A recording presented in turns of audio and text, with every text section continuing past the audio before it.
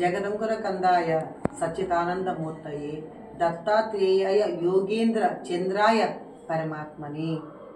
ఈరోజు మన వీడియో క్రమశిక్షణ గురించి రెండు మాటలు స్వామివారి అనుగ్రహంతో మాట్లాడుకుందాం. క్రమశిక్షణ, శిక్షణ వేరు, శిక్షించడం వేరు, క్రమశిక్షణ వేరండి. శిక్షించడం అంటే మనం ఏదో తప్పులు చేస్తే దాని ద్వారా మనం శిక్షించబడతాం. దేవుడి దగ్గర కావచ్చు, మనుషుల దగ్గర కావచ్చు, అది వేరు. అలాగే శిక్షణ అంటే మనం ఏదైనా సరే ఒక శిక్షణ ఇస్తాం. ఎవరైనా ఏదైనా నేర్చుకోవడానికి కానీ, లేదంటే ఇంకెవరైనా ఏదైనా కావాలంటే ఈ శిక్షణలో ఒక పోలీస్ అకాడమీ కావచ్చు, అలాగే ఒక మ్యూజిక్ కావచ్చు, ఏదైనా ఒక యాక్షన్ కావచ్చు, ఏదైనా కావచ్చు, ఒక శిక్షణ కూడా మనం ఇస్తామన్నమాట. దాంట్లో కూడా అది కూడా గొప్ప ఇది అనమాట. శిక్షణ గొప్ప, శిక్షించబడటం మనం తప్పనమాట. ఎందుకంటే అలా మనం ఎప్పుడు ప్రవర్తించకూడదు. ఎందుకంటే మన ధర్మం సత్యంతో ఉంటే ఎవరి దగ్గర మనం శిక్షను పొందమన్నమాట. శిక్షించడం పొందం, శిక్షణ తీసుకోవాలి. ఎవరి దగ్గర సరే గురువుల దగ్గర శిక్షణ తీసుకోవాలి. అద్భుతం అన్నమాట. మనకి ఏదైనా రాలేదు, దాని ద్వారా మనం శిక్షణ తీసుకోవాలి. ఇవన్నీ అత్యంత అద్భుతం. ఇంకా క్రమశిక్షణ అండి, ఇది చాలా మోస్ట్ ఇంపార్టెంట్. ప్రతి ఒక్క మనిషికి కూడా కాదు, మోస్ట్ ఇంపార్టెంట్ క్రమశిక్షణ. ఒక క్రమ పద్ధతిలో మనం నడవటమే క్రమశిక్షణ అండి. ఎట్లాగా తెల్లవారుజాము 4ంటికి లేయాలి అని ఒక క్రమశిక్షణ పెట్టుకున్నాం. 4ంటికి లేస్తే అరే కాదు 6ంటికి లేయచ్చులే అంటే అది క్రమశిక్షణ కాదు. అలాగే ఒక స్తోత్రం నేర్చుకోవాలి, దాన్ని క్రమశిక్షణగా నేర్చుకోవాలి. క్రమబద్ధత అక్కడ నీకు ఉండాలన్నమాట. అలాగే ఏదైనా సరే ఇది చెయ్యగలగాలి అని నీలో క్రమశిక్షణ ఉంటే తప్పకుండా అలా మనం చేస్తాం. క్రమశిక్షణ లేకుంటే మనం ఏమీ చేయలేమండి.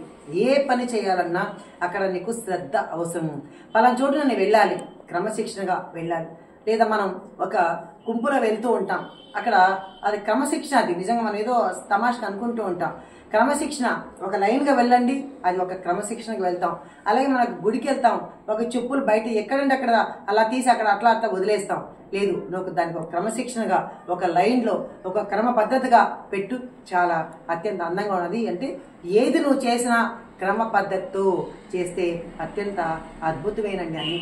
కానీ మనలో ఆ క్రమశిక్షణే ఉండదండి. ఎవరికి క్రమశిక్షణలు ఏముందిలే కానీ అనుకుంటాం.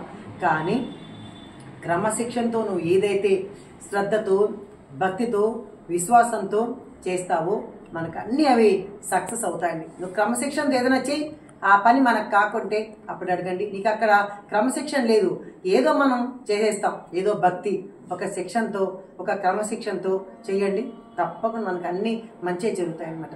కానీ చాలా మంది వరకు క్రమశిక్షణ లేకునే మనం అవన్నీ కోల్పోతాం అన్నమాట. ఇక్కడ మనకి శ్రద్ధ కావాలి, ఒక భక్తి విశ్వాసం కావాలి. భగవంతుడి మీద కావచ్చు, ఒక మనుషుల మీద కావచ్చు, ఏదైనా కావచ్చు. ఆ భక్తి విశ్వాసం అనేది మనకు ఉంటే అంతా మనకు మంచిగా జరుగుతుంది అనమాట.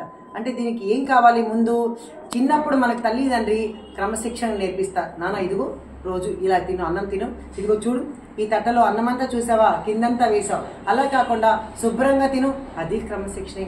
అలాగే ఇల్లు నీట్గా పెట్టుకుంటాం, దాని పరిశుభ్రత కూడా అంటాం. కానీ ఇది కూడా క్రమశిక్షణలో ఒక భాగమే అనమాట. అలాగే మనం ఏ పని చేసినా సరే ఒక నిబద్ధతతో చేయాలన్నమాట. అది ఒక క్రమశిక్షణతో చేయాలన్నమాట. అప్పుడు స్కూల్ పిల్లలు ఉన్నారు, స్కూల్ పిల్లలు ఎలా ఉంటారు? అక్కడ క్రమశిక్షణగా వెళ్ళి 6ంటికి ఒక పీరియడ్, అట్లాగే సాయంకాలం ఇదిగో ఆడుకోవడానికి ఒక పీరియడ్, ఇలా ప్రతిదీ మనకి మాస్టర్స్ ద్వారా, గురువుల ద్వారా క్రమశిక్షణ మనం అత్యంత అద్భుతంగా మనం నేర్చుకుంటూ ఉంటాం అనమాట. అలాగే ప్రతి ఒక్కరికి క్రమశిక్షణ అనేది అవసరం.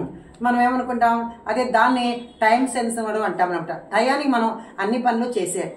మనం ఈరోజు ఎవరింటికైనా నేను 4ంటికి వస్తాను, ఈరోజు పూజ అక్కడ ఉంది అని అన్నాం అనుకో, కొంతమంది ఏమనుకుంటారు, అరే 4ంటికి కదా పూజ పెట్టావు అనుకుంటాం, కాబట్టి ఇంట్లో 4ంటికి బయలుదేరతాం. నువ్వు అక్కడికి వెళ్ళేటప్పటికి 4:30 అవుతుంది. అది నువ్వు క్రమశిక్షణ కాదు. నువ్వు ఏమనుకోవాలి, 4ంటికి అంటే అక్కడ నువ్వు 4ంటికి చెప్పావు కాబట్టి నువ్వు ఇంట్లో ఇక్కడ 3:30కే బయలుదేరాలి అంటే మనం కూడా అది క్రమశిక్షణ. అంటే కొంతమందిని చూస్తే టయాన్ని అని చూడక్కలే. క్రమశిక్షణ అంటే మనం టైం వాళ్ళు చూసుకోనక్కలే. అక్కడికి వెళ్తే ఆ టైం చూసుకోము, 4ంటికి వస్తానన్నారు, కరెక్ట్ 4ంటికి వచ్చేసారని వాళ్ళు టైం కూడా చూసుకోరండి. అలాగే నేను మా వారి దగ్గర చాలా క్రమశిక్షణ నేర్చుకున్నానండి. కాబట్టి నేను మీతో చెప్పగలుగుతున్నాను అనమాట. మా వారు ఆఫీసు 7:30కు 8ంటికి ఆఫీస్ అయితే 7:30కే టిఫిన్ అని బయలుదేరాం. ఏంటండి 8ంటికి కాదు ఆఫీస్ అంటే, 8ంటికి ఇక్కడ కాదు ఆఫీసు, అక్కడ ఆఫీసులో వెళ్ళి నేను సంతకం పెట్టాలని. కానీ ఇప్పుడు కొంతమంది బస్సులు దొరక్క, లేకుంటే వాళ్ళకి ఇంట్లో పనులు అవ్వక 7ంటికి 9ంటికి ఆఫీస్ అయితే 11ంటికి కూడా చేరే వాళ్ళు ఉన్నారు. అది క్రమశిక్షణ ఎలా అవుతుందండి చెప్పండి. కాబట్టి మనం నిబద్ధతతో మనం ఏ పని చేసినా అది క్రమశిక్షణతో గాన చేసేట్లయితే అన్ని అద్భుతమైన ఫలితాలు వస్తాయండి.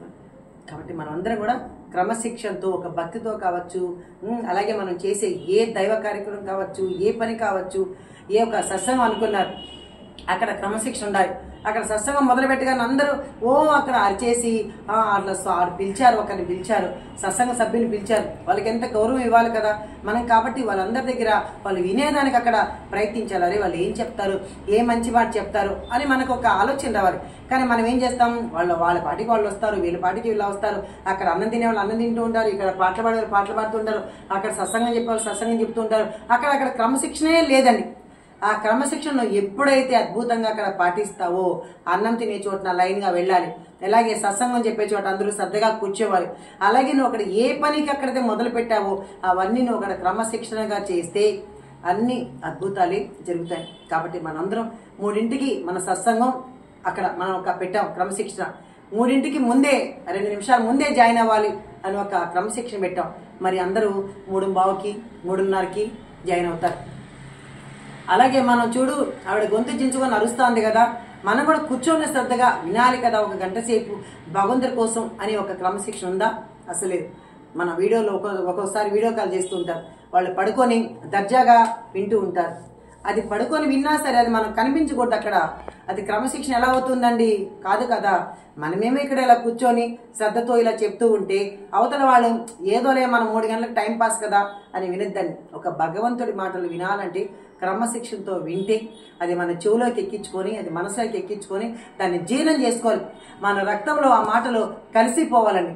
అలా మనం ఏదైనా సరే మన బిడ్డల్ని పెంచడంలో క్రమశిక్షణ కావాలి, మనం పెరగడంలో ఒక క్రమశిక్షణ కావాలి. ఏదైనా సరే క్రమశిక్షణ అనేది జీవితానికి చాలా చాలా అవసరం. ఇది మనకి మనలో 2 ఉంటారు. నేను ఎప్పుడు చెప్తూ ఉంటాను మీతో, ఒక బద్ధకం అనే ఒక మహాశత్రువు ఉంటాడు, ఒక శ్రద్ధ అనే మిత్రుడు ఉంటాడండి. కాబట్టి ఆ బద్ధకం అనే శత్రువుని పక్కన పెట్టేసి ఆ శ్రద్ధ అనే మిత్రుడితో క్రమశిక్షణతో మన జీవితాన్ని సాగిస్తే అంతా అద్భుతాలే. కాబట్టి ఈ వీడియో నేను చెప్పాను, అమ్మ మేమంతా క్రమశిక్షణగానే ఉన్నాము అని ఏమన్నా నన్ను అనేరు. మీ అందరి కోసం కాదు, ఎవరైనా క్రమశిక్షణ లేకుంటే కూడా మనం క్రమశిక్షణతో ఉండాలి అని చెప్పేసి ఈ వీడియో చేయడం జరుగుతుంది. జై గురుదేవ దత్త. మీరంతా కూడా క్రమశిక్షణలో ఉన్నారు, ఇంకా లేని వాళ్ళని కూడా మీరు అలా క్రమశిక్షణలో పెడతారని మీకోసం చేస్తున్నాను. సాయిరామమ్మ.